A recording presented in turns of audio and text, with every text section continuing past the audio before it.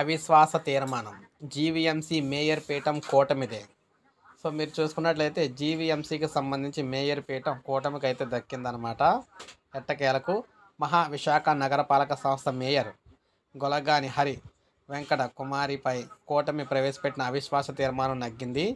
ఉదయం 11 గంటలకు GVMC in charge commissioner collector MN Harendhira Prasad అధ్యక్షతన కౌన్సిల్ సమావేశం ప్రారంభమైంది.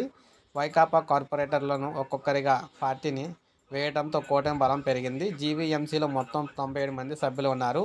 సమావేశానికి ఎక్స్ అఫీషియో సభ్యులతో కలిపి 74 మంది కూటమి సభ్యులు హాజరయ్యారు.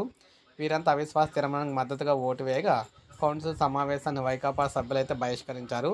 దీంతో మేయర్ గొలగాని హరి వెంకట కుమారి పదవిని అయితే కోల్పోవడం జరిగిందనమాట.